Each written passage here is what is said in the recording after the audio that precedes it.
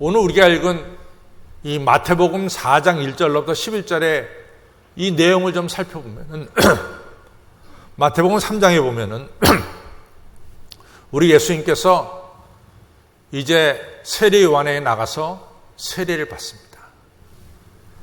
그때 하늘이 열렸어요. 하늘이 열리고 비둘기 같은 성령님의 역사가 예수님 머리에 임하는 모든 사람이 볼 수 있는 이런 영광스러운 그런 세례받는 장면이었습니다. 거기 모여든 사람들이 다 들었어요. 하늘에서 소리가 나기를 이는 내 사랑하는 아들이요 내 기뻐하는 자라고 하는 이런 음성을 다 들었어요. 그러니까 마태복음 3장에 나오는 예수님께서 세례받는 장면은 너무너무 영광스러운 장면입니다. 그런데 바로 마태복음 4장으로 넘어가면은 예수님이 광야로 내몰리게 됐어요. 그래서 광야에서 40일 동안 금식 기도를 하는데 오늘 성경에 보는 바와 마찬가지로 사탄이 와서 예수님을 시험하는 이런 역사가 일어났습니다. 조금 전까지 예수님이 세례받는 거기까지는 광명한 태양이 비치는 산 위에 있는 영광스러운 그런 순간들이었습니다. 그러나 마태복음 4장을 넘어가면은 예수님은 광야라고 하는 곳에 내몰리게 됐고 그 광야라는 곳에서 이같이 마귀들에게 시험을 받는 어려운 처지에 처하게 된 것을 볼 수 있습니다. 그것이 인생이에요.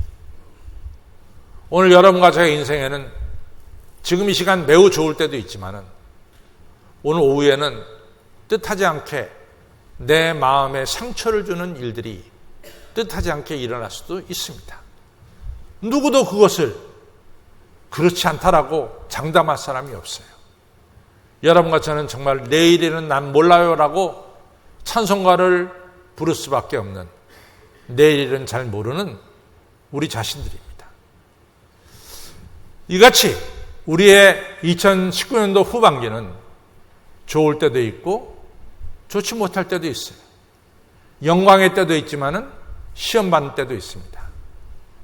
그런데 오늘 분명한 것은 예수님은 이 좋지 못한 때 마귀들에게 시험 받는 이 때를 성경을 잘 보면은 예수님은 마귀를 물리치시고 그 순간순간 승리하신 것을 볼 수 있습니다.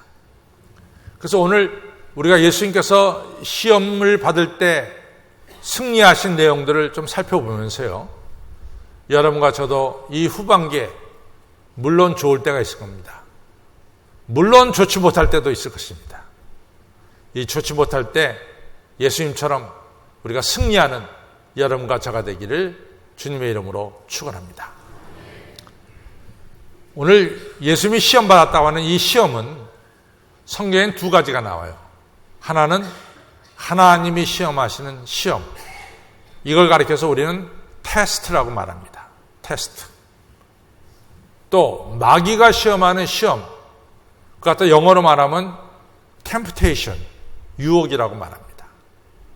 똑같이 하나님이 시험하는 것도 시험이란 말로 나오고 마귀가 여러분과 저를 시험하는 시험도 시험이라고 말합니다. 근데 그 내용을 보면은 분명히 다른 게 있어요. 하나님이 우리에게 시험하는 시험과 마귀가 우리를 시험하는 시험과는 잘 보면은 분명히 다른 점이 있어요. 예를 들자면 하나님께서 우리를 시험한 것을 우리가 잘 볼 수 있는 것은 창세기 22장입니다. 창세기 22장에 보면은 하나님께서 100세에 난 아들 이삭을 하나님께서 모리아 산에서 제물로 바치라고 합니다. 이 하나님이 시험하신 거예요. 성경도 하나님께서 아브라함을 시험하셨다라고 쓰여져 있어요.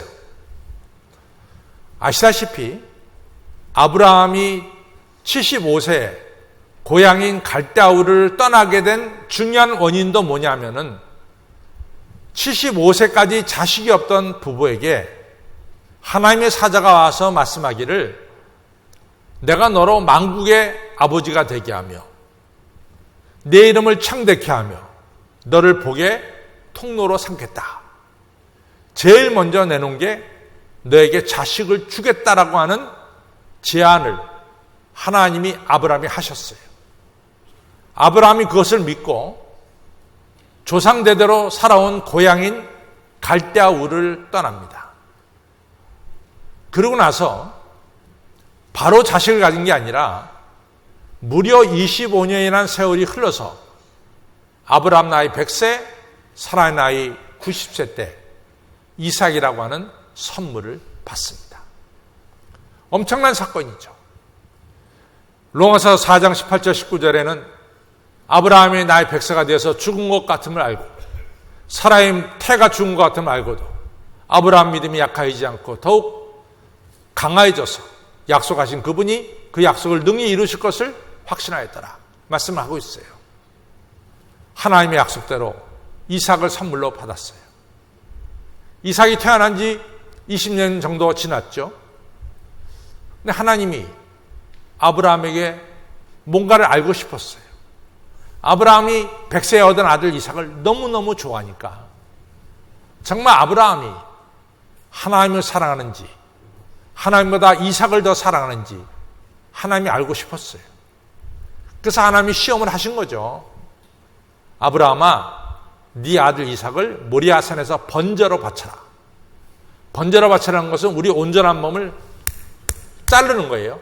각을 뜨는 겁니다. 그리고 불에 태워서 바치는 거죠. 쉽게 말해서 이삭 죽여라 이거죠. 죽여서 나에게 제물로 바치라는 거죠. 근데 생각해 보면은 이러한 하나님의 명령은 적어도 3가지 이상 납득할 수가 없어요. 저는 누가 저한테 기독교를 한마디로 말하면 뭐라고 말하겠느냐? 물론 부활의 종교입니다. 저는 생명의 종교라고 말해요. 성경을 내내 읽어보면은 하나님이 우리의 생명을 얼마나 소중히 여기시는지 분명히 알 수 있어요. 이스라엘의 41명의 왕 중에서 가장 악한 왕이 므낫세인데 므낫세가 심판을 받을 수밖에 없었던 중요한 이유 중에 하나가 므낫세가 인신제사를 드렸어요. 인신제사. 사람을 제물로 드리는 제사를 드렸어요. 몰록이라는 신한테. 하나님은 그것을 가증스럽게 여기고 용서하지 않으셨습니다. 이만큼 성경은 생명을 소중하게 여겨요. 그런데 하나님이 하나님 주신 생명을 제물로 바치라는 거예요. 어떻게 이해할 수가 있겠어요? 그 이삭을 통해서 바닷가의 모래알처럼 하늘의 별처럼 자손을 많게 해주시겠다고 약속한 그 약속이 어떻게 이루어지냐 말이죠. 이삭은 누가 보더라도 하나님 주신 선물인데 왜 그 주신 선물을 달라 그러시냐 말이죠. 생각해보면 이해가 안 돼요. 그런데 이해가 안 되는 하나님의 시험이지만은 아브라함은 순종해서 그 다음날 일찍이 이삭을 데리고 모리아산에 가는 거죠. 그리고 실제로 바치려고 칼을 든 거죠. 하나님 막으셨죠? 그때 하나님 하신 말씀이 있습니다. 내가 이제 알았다. 네가 네 아들 독자보다도 나를 더 사랑하는 줄 내가 이제 알았다. 내가 나를 두고 맹세하노니 내가 너에게 약속한 축복을 틀림없이 내가 이루겠다. 이런 말씀을 하죠. 하나님의 시험은 좀 억울하게 보일 때가 있어요. 하나님 좀 억울합니다 라고 말할 정도로 억울하게 보일 때가 있어요. 그러나 순종을 하면은 생각지 못한 엄청난 축복이 우리에게 주어져요. 근데 사탄의 시험은 너무 황홀해. 너무 그럴듯한 얘기를 해. 창세기 3장에 보면은 사탄이 아담과 이브에게 찾아와서 너무 그럴듯한 얘기 하잖아요. 동산 중앙에 있는 실과를 먹는 날에는 네 눈이 하나님처럼 밝아져서 하나님처럼 돼서 선과 악을 구별하는 거야. 아주 화려하고 그럴듯한 것을 갖다가 딱 내세우면서 사탄은 우리 인간을 시험하고 있습니다. 너무 그럴듯해. 항상 사탄의 시험은 너무 우리들에게 그럴듯하게 우리에게 다가와요. 그러나 하나님의 시험은 좀 억울하게 다가와, 우리한테. 근데 사탄의 시험에 넘어가면은 우리가 아는 대로 아담과 이브가 에덴 쫓겨났죠? 하나님과의 관계가 깨졌죠? 죽음이 찾아온 거예요. 맨 처음에 달콤한 게 보이지만은 나중 맛은 너무 쓰고 쓴 것이 사탄의 시험입니다. 여러분, 우리가 2019년도 후반기를 지내면서 하나님이 여러분과 저를 믿음을 더욱더 세우려고 하는 시험도 있겠고, 또 사탄과 악마가 여러분과 저를 무너뜨리려고 하는 달콤한 유혹도 틀림없이 있을 것입니다. 여러분과 저는 하나님의 시험에는 순종해야 되겠고,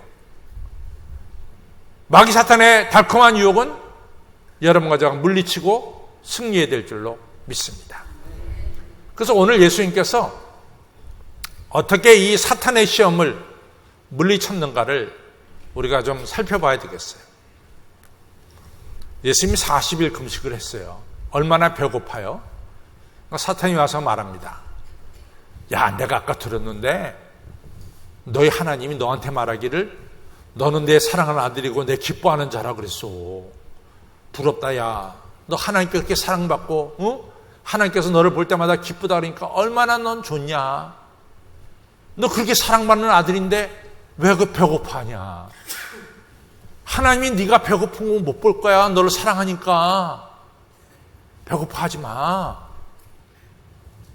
야, 사랑의 하나님이 그래 네가 배고픈 것을 용납하겠냐. 너 배고프면 안 돼.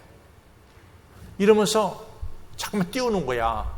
잠깐만 띄워놓습니다. 야, 너 부럽다. 하나님께 사랑받고 그러니까. 하나님이 온 우주 만물의 주인이잖니. 근데 너를 그렇게 사랑한다니까 얼마나 좋으냐. 그렇게 사랑받는 아들이 40일씩이나 굶어. 야, 그건 아니지. 굶으면 안 되지. 이러면서 예수님을 유혹하는 거죠. 너 능력 있잖아.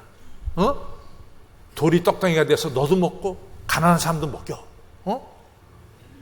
이러면서 유혹하는 거죠. 이게 소위 말해서 물질의 유혹입니다. 하나님은 하나님의 자녀들이 가난하게 사는 거 원치 않아. 그러니까 이 적당한 방법이 하나 있는데, 부자 되는 방법이 있는데 너도 거기 가담해. 뭐 이러면서 유혹하는 거죠.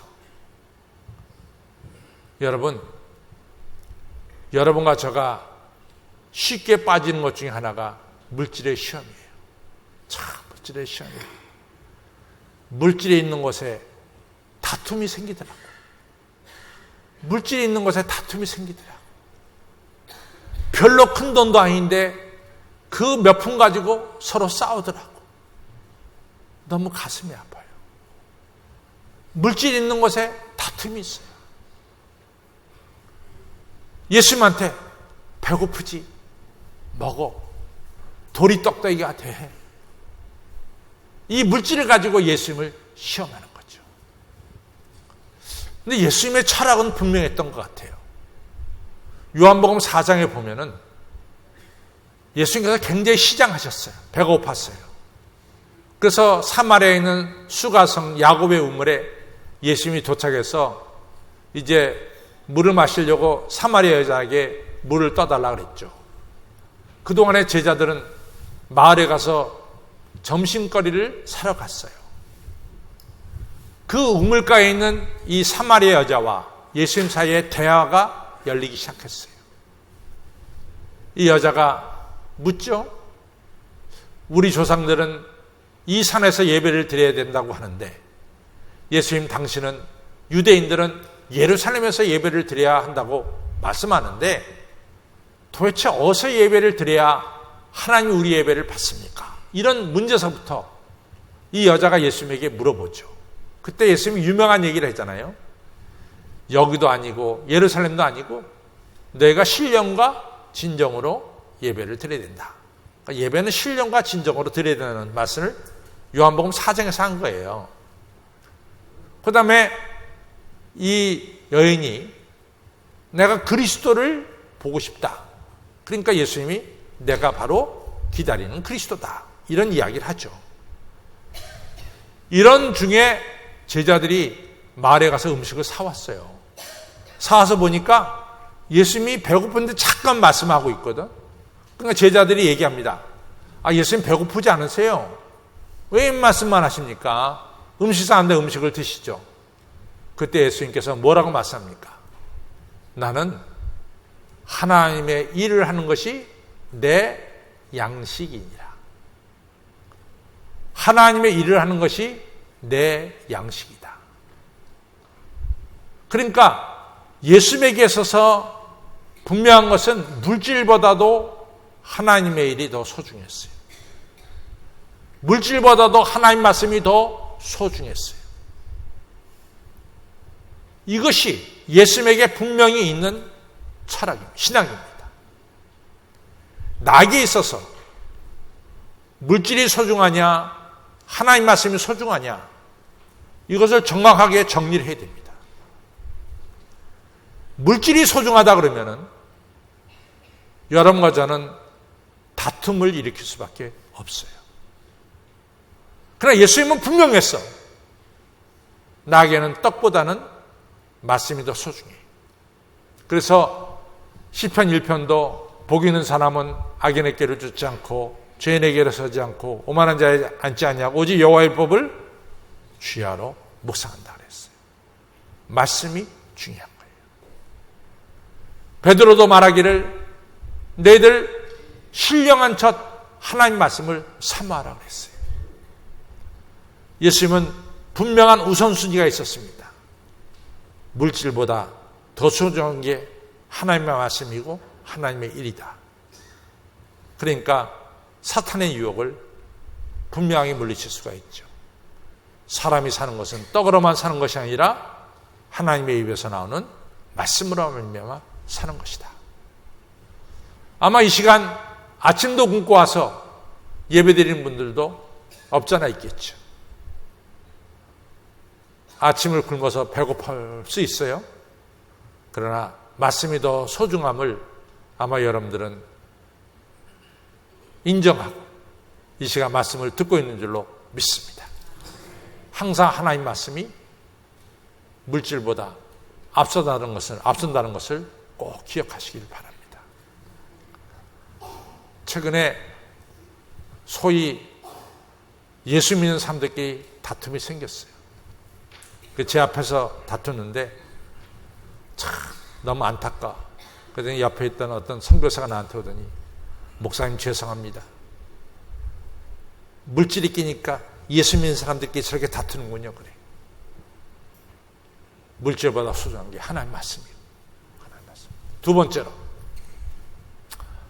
이 사탄이 오더니 예수님한테 교회 꼭대기에서 뛰어내리는 거야. 그러면은 하나님이 천사를 보내서 발이 도대에 부딪히지 않도록 붙들어 줄 거라 이거지. 근데 그 얘기를 시편 91편 11절 12절의 말씀이야. 꼭대기에서 뛰어내리면은 하나님의 천사가 하나님의 아들의 발이 다치지 않도록 붙들어 줄 거다. 그것이 11절 12절의 말씀이야. 그 다음에 13절의 말씀은 뭐냐면은 하나님의 아들이 사탄을 무찌를 것이다. 이게 13절 말씀이야. 근데요, 사탄은 13절을 빼버렸어. 그 11절, 12절만 가지고 딱 예수님께 말씀으로 덤벼든 거야. 성경이 그러지 않았어요. 성전 꼭대기에서 뛰어내리면 천사가 와서 발을 붙들어 줄 거라고 하지 않았습니까? 그러니까 성전 꼭대기에서 뛰어내리십시오. 그럼 하나님께서 천사를 보내서 예수님 발이 다치지 않도록 붙들어 줄 겁니다. 그러면 하나님께서 예수님과 함께 하는 것이 다 만세상의 사람들이 보게 되는 거죠. 야, 저 예수님에게는 전능하신 하나님이 함께 하셔. 성전 꼭대기에서 뛰어내렸는데도 불구하고 발 하나 다치지 않게 지켜주시잖아. 저 사람 대단한 사람이야. 순식간에 소문이 퍼지고 순식간에 예수님의 이름이 마을 사람들에게 알려지는 역사가 나타날 겁니다. 사탄은 그런 식으로 예수님을 시험했어요. 사탄은 항상 성경 전체를 가지고 우리에게 달려드는 것이 아니라 자기에게 이로운 성경 구절 한 절, 두 절을 뽑아가지고 우리에게 다가오는 경우가 많이 있어요. 이단들의 특징은 성경 전체를 가지고 얘기하지 않아. 자기들의 입맛에 맞는 성경 구절 몇 개를 딱 뽑아가지고 와서 여호와의 증인들이 얘기를 해요. 이게 사탄의 특징이야. 13절에는 하나님의 아들이 사탄을 무찌른다고 하는 얘기를 싹 빼버렸어요. 11절, 12절만 가지고 덤볐던 거야. 이게 사탄의 책략입니다. 사탄은 자꾸만 우리 인간을 다른 사람들에게 자랑하게끔 만들어. 이것이 사탄이야. 내 뜻을 세워놓고 그 뜻에 하나님이 어쩔 수 없이 끌려오도록 만드는 시험이 많단 말이지. 우리가 예수를 믿는다는 것은 내 뜻을 주장하려고 예수 믿습니까? 아니면 내가 하나님의 뜻을 따라가려고 믿습니까? 대답을 좀 해보세요. 내 뜻에 하나님이 따라오도록 하기 위해서 여러분과 제가 예수 믿습니까? 아니면 내가 하나님의 뜻에 순종하고 따라가려고 예수 믿습니까? 우리가 하나님의 뜻에 따라가려고 믿는 거야. 그런데 사탄은 자꾸만 우리에게 네 뜻, 네 주장을 내세워. 그리고 하나님이 따라오게 만들어. 이것이 바로 사탄의 두 번째 시험이죠. 그러니까 예수님이 그러잖아. 주 너희 하나님을 뭐 하지 말라? 시험하지 말라. 세 번째, 사탄이 예수님에게 온 세상을 보여주면서 나한테 절만해. 그 세상 내가 나한테 다 주겠어. 당신은 순식간에 이 세상의 지배자가 되는 거야. 한 번만 절해. 한 번만 절하면 세상의 영광과 보화를 당신이 다 차지하는 거야. 한 번만 절해. 근데 예수님은 분명한 게 있었어요. 그것은 뭐냐? 십자가 없는 영광은 없다는 거야. No cross, no crown이야. 십자가 없는 영광은 없어요. 십자가를 지나야만이 부활의 영광이 주어지고 축복의 영광이 오는 거예요. 십자가 없이 세상을 차지하려고 하는 이런 사탄의 유혹을 우리 예수님은 완전히 거부했죠. 십자가 없는 영광은 없는 거야. 십자가를 통해서만이 영광이 주어짐을 말씀하고 있습니다. 그래서 사탄의 시험을 이겨내는 것을 볼 수 있어요. 예수님의 시험을 이기는 세 가지 방법은, 첫째는 하나님의 말씀입니다.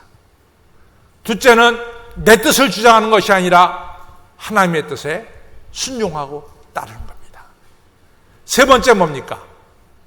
십자가를 통한 영광을 분명히 믿었어요.